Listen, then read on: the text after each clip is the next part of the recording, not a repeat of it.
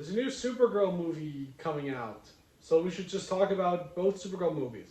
But before, Vito, being the comic book nerd, should just tell us about Supergirl. Yes. So the origin, the creators, and all that good stuff. Yes. So Supergirl was created she first debuted in 1959 in Action Comics issue number 252, and was created by writer Otto Binder, his actual name. I looked it up multiple times. And artist Al Plastino. The 50s really did have some weird names, didn't they, Alex? And Jerry Siegel and Joe Shuster had nothing to do with it. Correct. Okay. Now, her origins are she grew up in Argo City, and, kryptonics, yada yada yada, goes down to Earth. But somehow she got sidetracked by like 10 years. It gets weird. And Argo City is also Kandor City, depending on whatever, I don't know. Depending on continuities, depending on what you're looking at. It all depends on the hands of the writer. Okay. Alright, I guess that's everything. Yeah. Okay, now let's talk about the movies.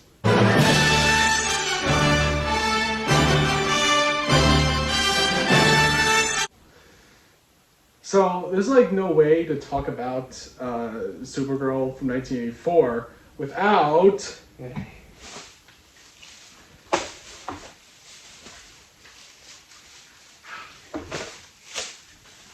Making a mukbang. Eating some Popeyes. See you later at Popeyes then, okay? Alright, so Supergirl from 1984. As I open, I explain. So Supergirl 1984. It was produced by the same team of people who produced Superman 1, 2, and 3. The Alexander and Ilya Salkind. It was it was the same production company as those first three films. Not the fourth one, obviously.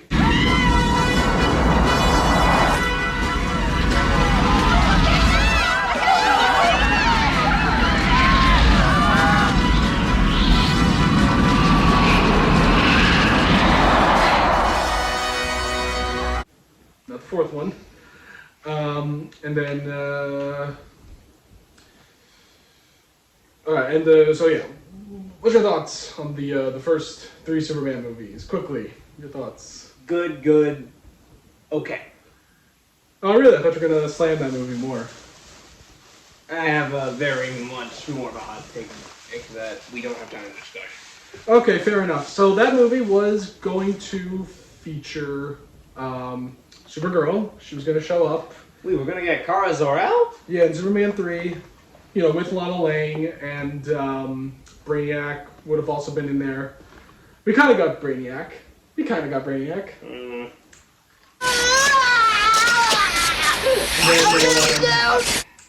That didn't happen. Warner Brothers, they passed on the script that Ilya Salkind wrote for the film. Anyway, Superman 3 just, ended up not being as good as it was. Mainly because it was just Richard Lester making a comedy with Richard Pryor that just happened to have Superman in it. But, yeah, so, yes. I don't really like Superman 3. A lot of people just passed on it. And, even Christopher Reeve was supposed to have a cameo in Supergirl, but he turned it down. Apparently it was going to be very dumb because it would have been about Supergirl had to, save Superman. That would have been part of the film. Kind of like the new movie a little bit. Let's start eating our... Vito's never had Popeyes, so let's take our first bite. Yeah, the first time I've had Popeyes. Let's take our first bite together. Right.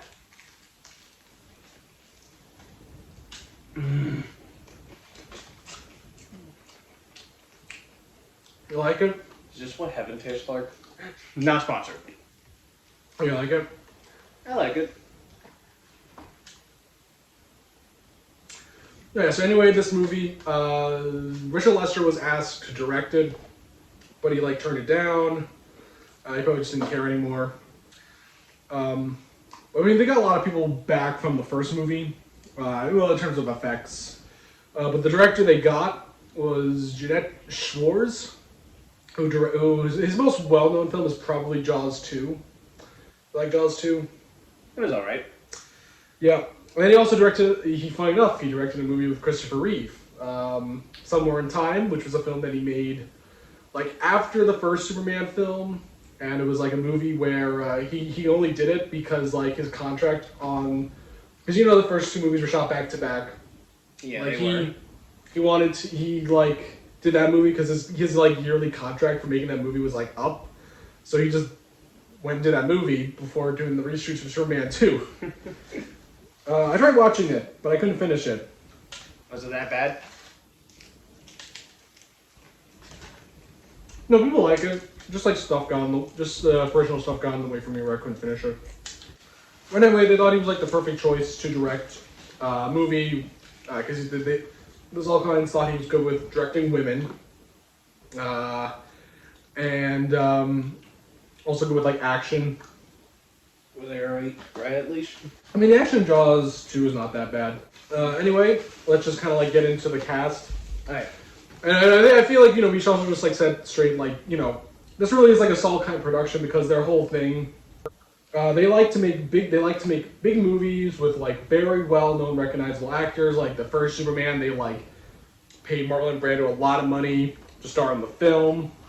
You know, very famous. Yeah. Famous for that.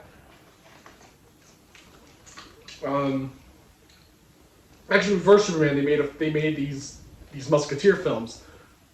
These like two Musketeer films that were adaptations of the book, so part 1 and part 2. And it was like part of this. The cast and crew thought it was going to be one movie. They didn't know it was going to be 2 films. So when everyone found out that it was 2 movies, everyone sued the producers. And it's like, and I think it's a part of there's a thing now called the Soul Kinds Clause, where you like, you know, people got to be paid fairly if they're doing like 2-part films. Oh, they gave me a biggie. Yep. But when you study, like, when you see the cast that they got together, they were definitely trying to recreate the cast they have for the first Superman movie. For instance, Helen Slater as Supergirl herself. Again, they were kind of doing the Chris Reeve thing. Chris Reeve was like an unknown actor. He mainly was in like I think soap operas, and it worked out. And they thought it probably worked the same for Helen Slater, which, I mean, yes and no. We'll get back. We'll get back to if they're good or not. The villain or the villainess of the film was played by Faye Dunaway, who's a witch. We'll talk about later. So apparently there is sorcery in this universe. But yeah, Faye Dunaway is like the Gene Hackman, the Lex Luthor of this film, because she was a bigger, very well-known actress. I think mainly like, you know, Bonnie and Clyde and like Chinatown, which she's well known for. I think also Network. And she was also in the 3 Musketeer films. She was the character of Milady. Another well-known actor they got was Peter O'Toole as the character of the Zoltar. You know, Peter O'Toole's been in a lot of movies. His most famous film is definitely Lawrence of Arabia, which I think we haven't seen. Have you seen it? I've seen clips of it. I was going to sit down and actually watch it. Well, we know Peter O'Toole better for as Anton Ego from Ratatouille.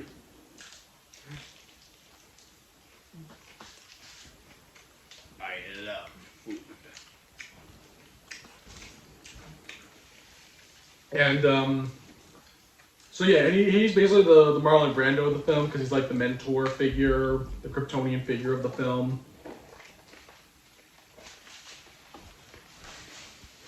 I don't know if he was big, but they got Hart Bochner as the character of Ethan. You know who that is? Hart Bachner? Yeah. Not really. He's Ellis in Die Hard. And it would not be his last DC project because he has a voice role in Batman Mask of the Phantasm. My favorite Batman movie. Another actress that like briefly shows up in this movie is Mia Farrow as Supergirl's mom, Allura in Z. I don't know. And this was back, you know, she's most famous film is definitely Rosemary's Baby. I haven't seen that film. Oh, it's a classic. I know this is back, and this is the '80s, and this is when she was with with Woody Allen and making all those movies with him. This is like right in that period. But yeah, she's in this movie because again, she's a big actress. and not in it that much. Minor spoiler, not in it that much. Yeah. To continue talking about the her parents, there's also then like Simon Ward plays Jor-El's Brother. yep, and he was also in the Three Musketeer films. I'm noticing a pattern here. Actually, that's the last of them. I know he was in like he was in Dracula. He was also in a TV version of Dracula with Jack Palance. Carl Griswold. No, it's Carl Grissom from Batman. So there's a connection. There's a DC connection there. Noticing a pattern here.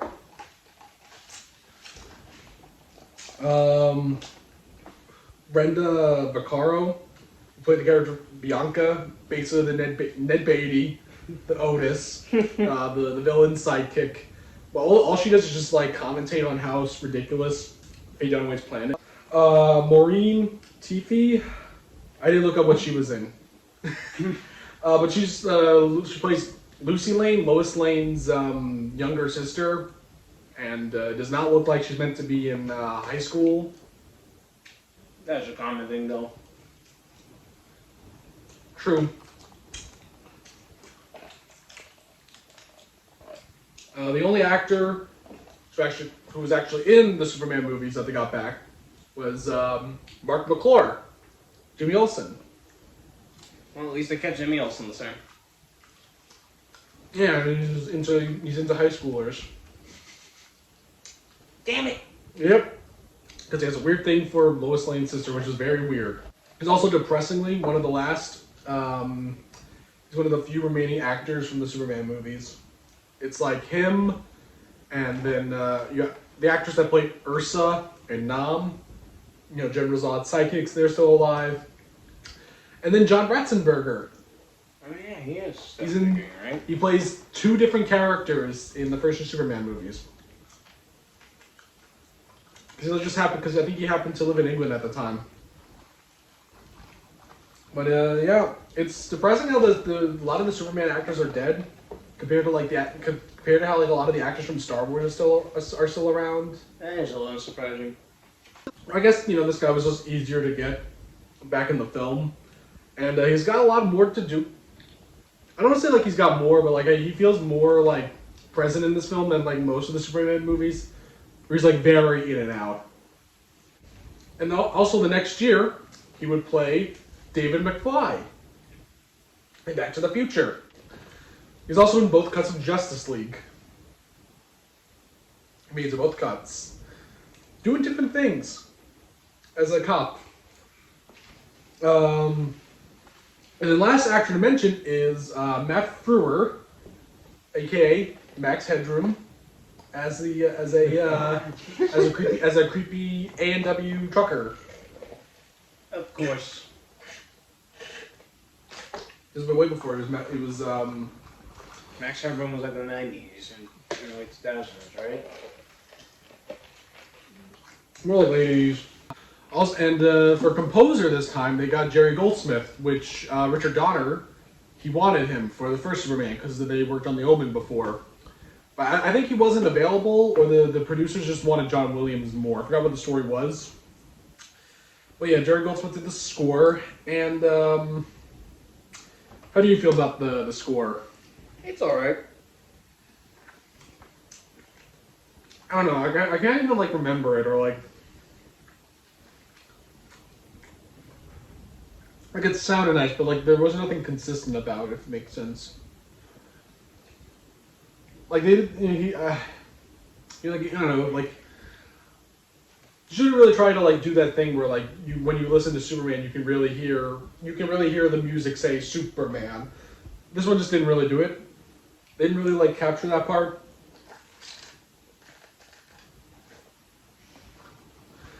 But overall, yeah, they were trying to, recapture the success of the first Superman with this film with a more feminine edge. Even though they got a male to write this film, who I think they got him because this movie, they thought, like, since it was, like, a female, they said, oh, girls prefer fantasy over science fiction, so we'll add witches in the movie. And they got David Adele, who wrote Dark Crystal before, and after this film, wrote Masters of the Universe. We skipped that one. And it's kind of something similar about two movies is that both movies I think came out when like this movie came out when the comics were on the decline, and the Masters of the Universe movie, as we said before, came out when like the toys were on the decline. So much for a good attempt at trying to raise sales. All right, but let's finally talk about our thoughts on the movie. This is like one of the weirdest movies ever made. Like honestly, like what the heck is this movie? It starts off on Argo City, where they just casually talk about how they know that there's a Kryptonian on Earth that is Supergirl's cousin, but they never established does Superman even know Argo City exists, and like that's like he has family members there.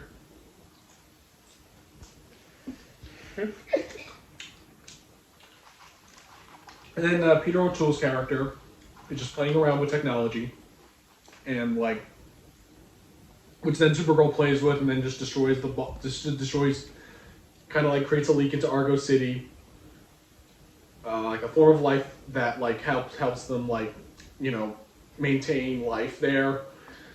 And she goes to Earth basically to look for it, but then when she goes on Earth, Vito's looking at my cat.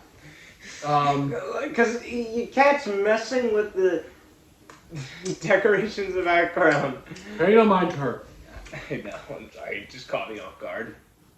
Yeah, so when she goes to Earth, she then goes to a school. Then she says she sees these girls at a school, and she's like, "Oh, now I want to go to school." And I know recently okay, is Supergirl like bisexual? At least in like the new comics, is she queer? I haven't read much of the new comics, but from what I remember, I don't think so. So I know Millie Alcock has been talking about, you know, Supergirl being like bisexual at least. I mean, I could see the vision. I know there was that kind of thing where people were somewhat saying that for like My Adventures with Superman, I think. I might be wrong. But as far as I know, I don't think she's really much of a bisexual. Well, this movie definitely hints at that she's got some kind of Raging bisexual. She's got some kind of attraction to women and men. Still, I think you know she's definitely Raging bisexual. I don't know when you watch that scene of her looking at the schoolgirls or something. Yeah, that happens, and also then Faye Dunaway is this witch who has a hard-on for Ellis from Die Hard, who's like a landscaper. I don't know why he wants him. I mean, just because he's good looking, because I guess that's what the writer thinks women want. Even though she also talks about how she wants to take over the world at first, but she cares more about getting Ellis from Die Hard more than anything. And he gets Ellis from Die Hard high or something. And then he walks around town. No one's helping him.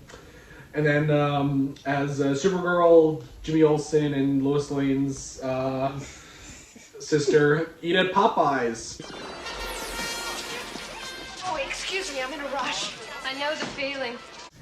And it was not. The Popeyes was not real. They filmed all that in England, and I'm pretty sure. I think it was like Pinewood. It was either Pinewood or L Street Studios. I get those two studios mixed up. But you know, like those famous studios in in England. I think Ridley Scott might have been filming Legend at the same time, or I think I might be thinking of a very different movie. But never mind that part. Anyway, they built a big strip of land to create this fictional town, this fictional middle American town. I think this is Illinois. I think it's because you see the Chicago skyline in the film. But anyway, I think the same like space that they build all the sets is the same place where they would later build the sets for Batman. Which Batman? The first Batman. Which one? The one that came after Supergirl, the first one from 1989. You mean Batman 89? Yeah. Just say Batman 89. Jesus fucking Christ. I'll be here all week. They basically made a fake town and they built a Popeyes to do Popeyes product placement for this movie. I don't know if it was good for the Popeyes brand or whatnot. Might have been. Ooh.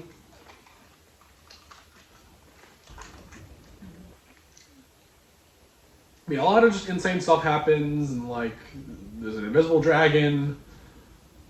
Supergirl. We also forgot when she comes to Earth, she just happens to wear the suit. We don't know how she even gets it. She just comes out of the water with the suit on.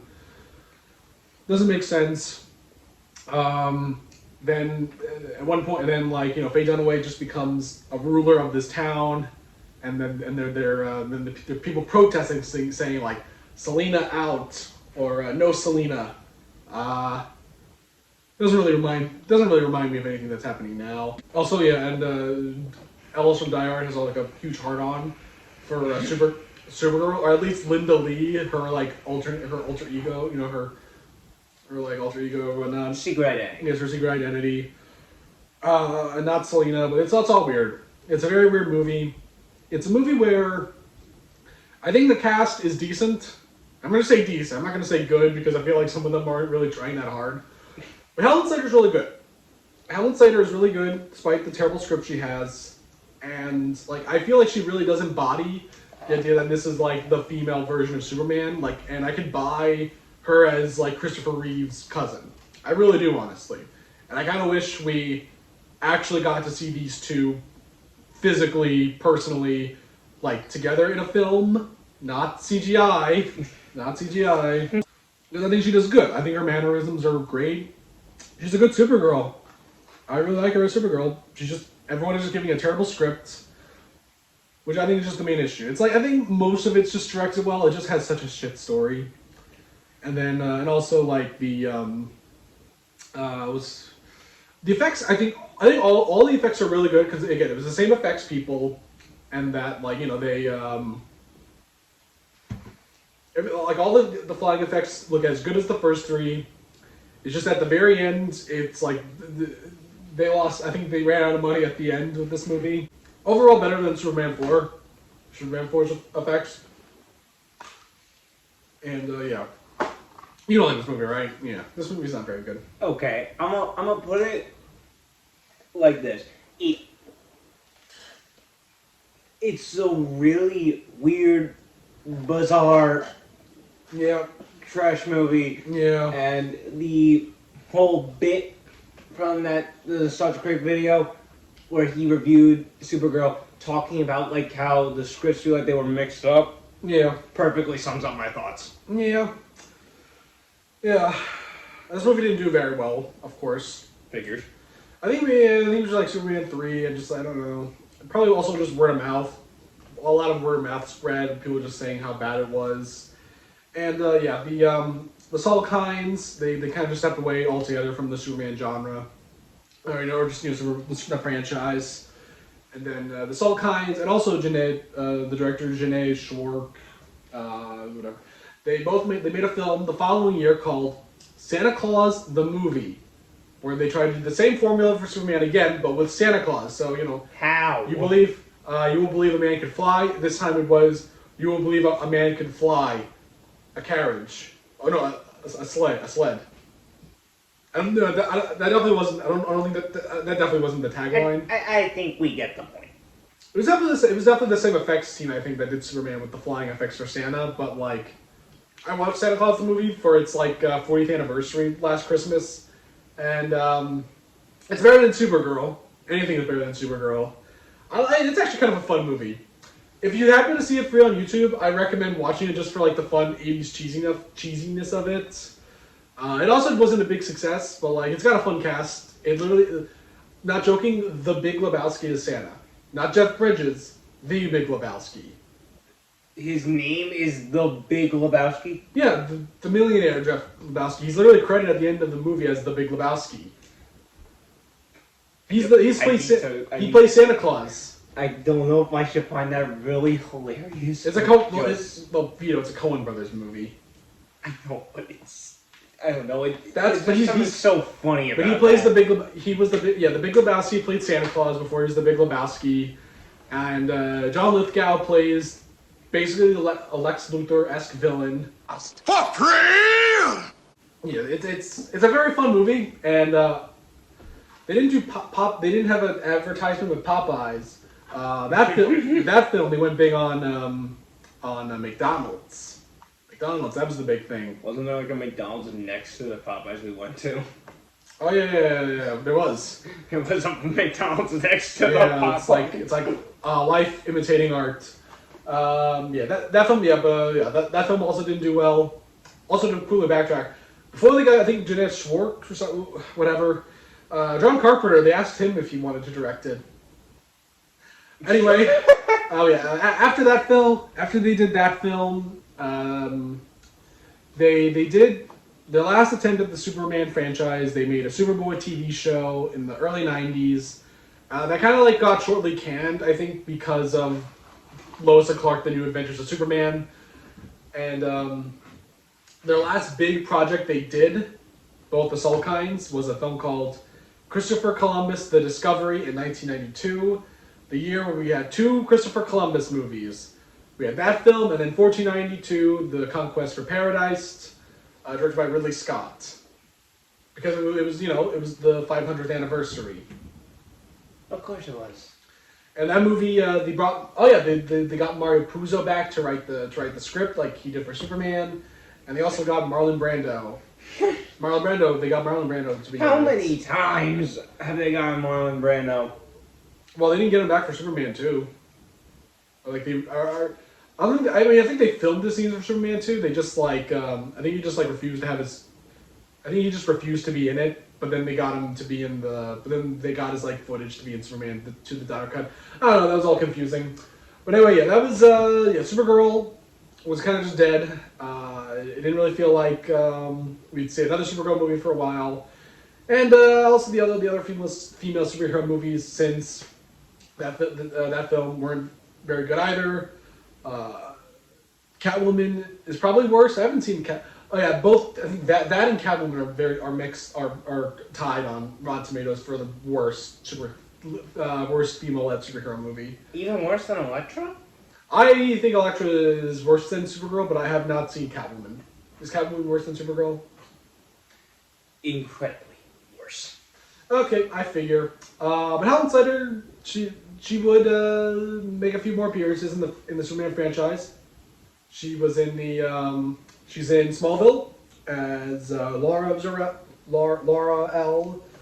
And then was also in Supergirl on the CW, well, CBS, then CW. And I think she had a voice in a Supergirl cartoon. I think she had a voice in it. And then, I don't know how much she got paid for it, but they used her likeness they CGI'd her into The Flash. But the less said about The Flash, the better. Okay, honestly, that was kind of... I was surprised that I think we kind of knew they were going to do something with Christopher Reeve, but we didn't know they were going to actually add Helen Slater. That was actually, honestly, I was shocked by that when I saw it in the theaters. And I found it more hilarious when Nick Cage's Superman showed up. Oh, that was funny, because the movie never happened. And it wasn't even Nick Cage.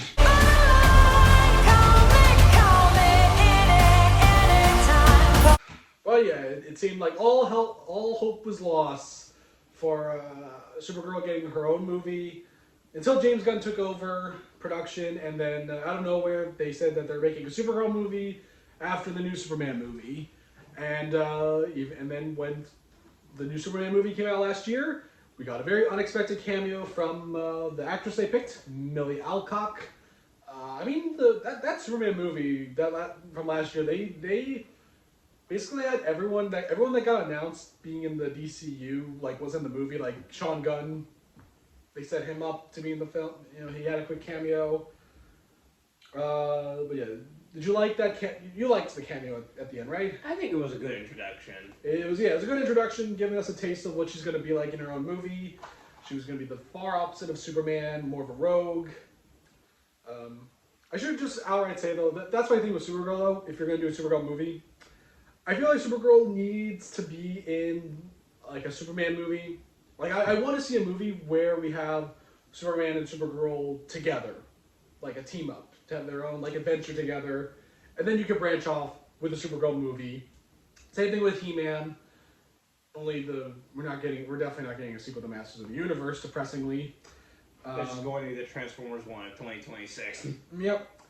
But look, if they were gonna do a She-Ra movie, I would prefer that the second Masters of the Universe has She-Ra in it, and then you can do a She-Ra, then do your own then do a She-Ra movie.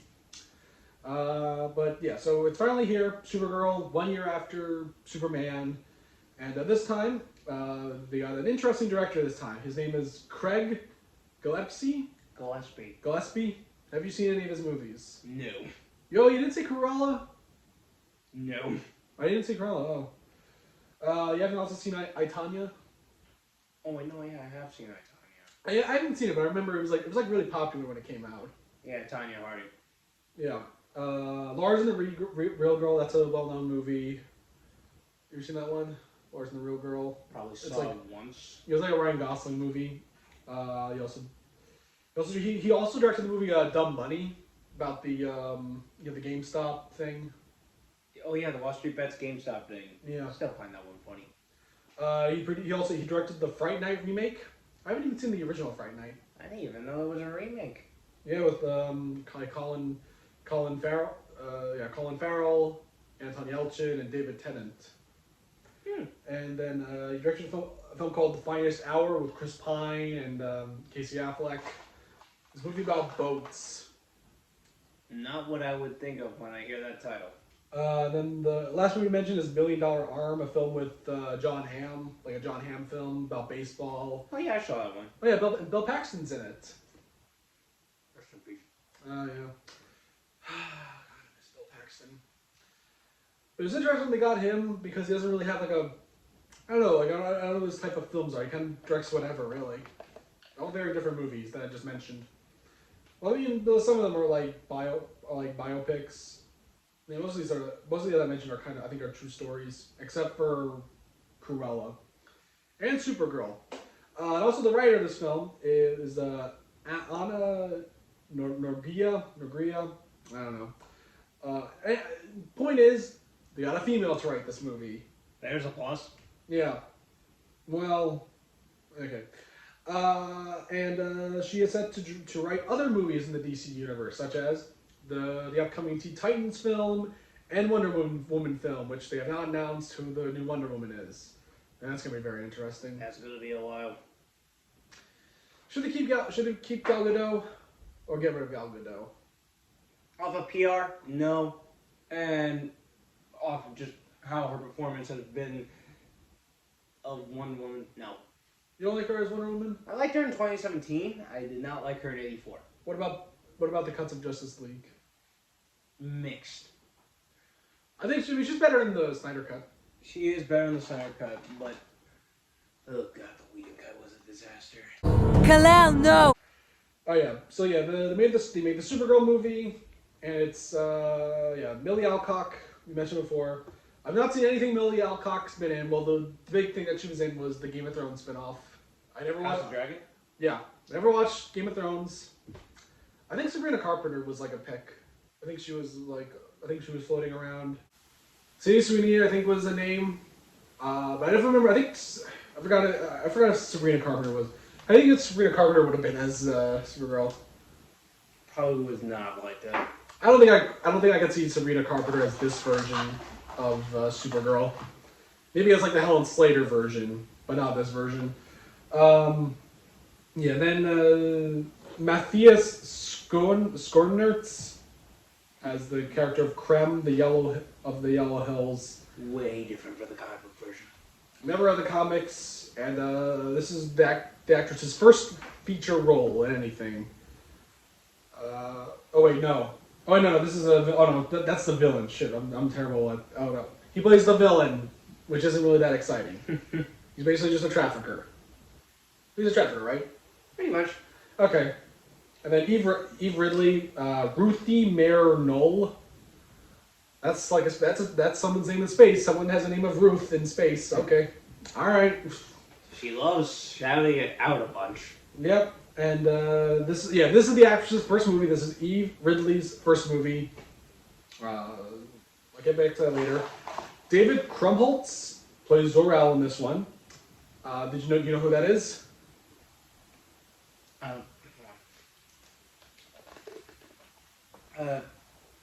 Don't really know the name off the top of my head. He's Bernard in the Santa Claus films. Oh, that was him? Yep. And by the way, I've not seen the Tim Allen Santa Claus movies. I feel like the first 20 minutes though, of the first movie, but I've never watched them.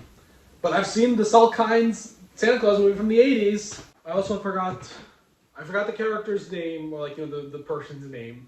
But he was in Oppenheimer as the guy he was one of the scientists trying to tell Oppenheimer to eat. Remember?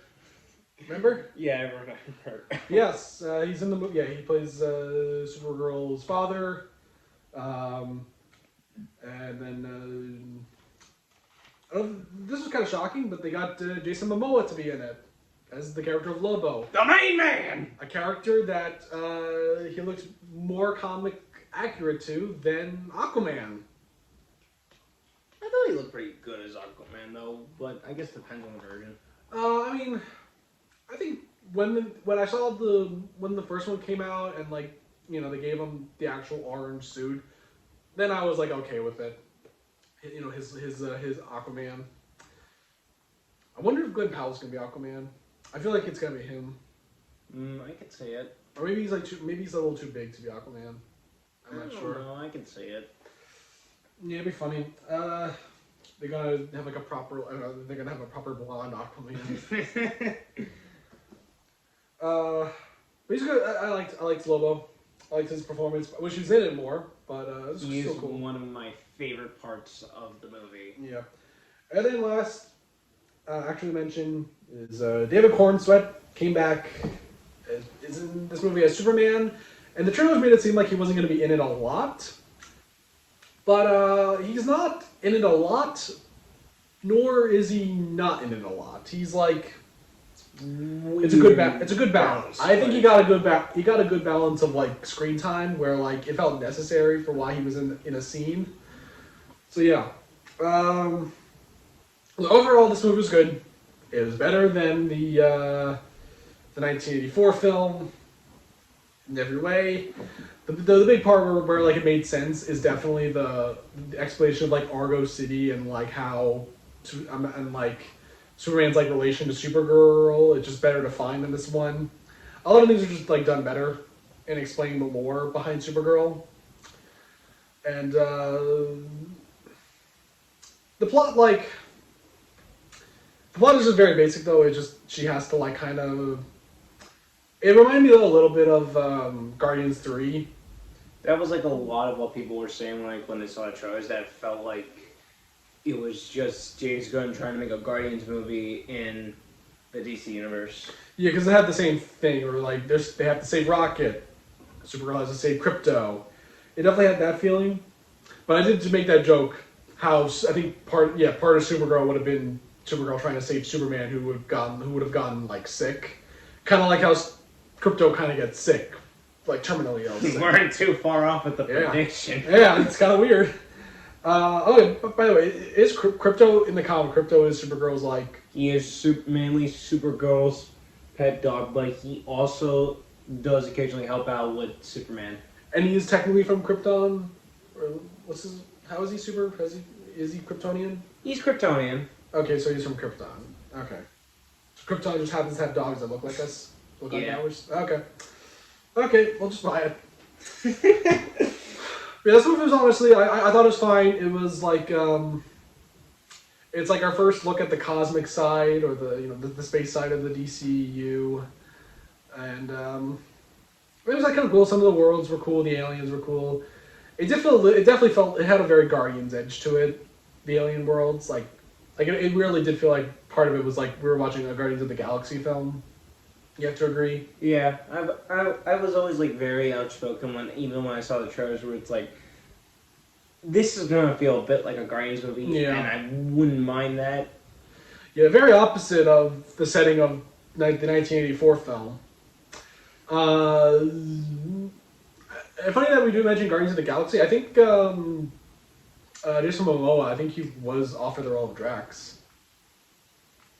But I think we're better. Yeah, I think we're better. We're better off with Dave Bautista. I mean, if you had to make like a Walmart version of Drax, I'd say yeah, get Jason Momoa. But like, Dave Bautista's just too funny. I know this is more based on a more recent comic of Supergirl because I guess this version of Supergirl has more edge to her than. And likes to party. Yep, with the Red Sun. Not Red Sun Superman. It is based on an actual story on where she did go out to space, and the way people were predicting it was because of when she took Krypton. And and also Superman just explaining her partying. Yeah. They definitely set up a lot in this movie. I will say, I was thinking about like people going into this movie having not seen Superman. Even there's definitely a lot of moments though where it feels like you kind of needed to see Superman in order to understand things. Like there's a big line of exposition that like goes into like what's explained in the first Superman about how Superman's purpose was to conquer Earth. There's definitely that. Yep. They literally mention it. It was like Supergirl's mom, I think, just talks about literally mentions how like Superman is meant to go take over Earth. They definitely mentioned that line. I imagine people was like, wait, what? What? You had to see the first Superman. I think someone actually did say that in the theater when we went to go see Superman. I didn't hear. I think I might have misheard something, but like it's not a sequel to Superman, but it's definitely a spin-off, and like even I went back to rewatch the Superman movie from last year to like, I mean I like to do it overall, but like it's a good way to just like watch this movie is to watch the two of them back to back. That's how I feel in my opinion. I thought it was a really fun romp. Yeah, this movie's overall just good.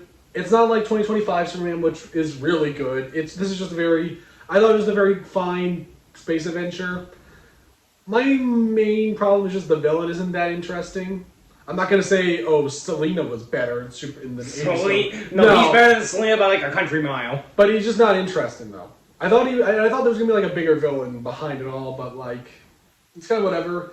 I mean, it's like the early Marvel movies. Like the whole point of that was to like make the they really wanted to make the heroes more interesting so we can be more invested in them when it came to like the Avengers films. Really, yeah, because they had basically their B-listers.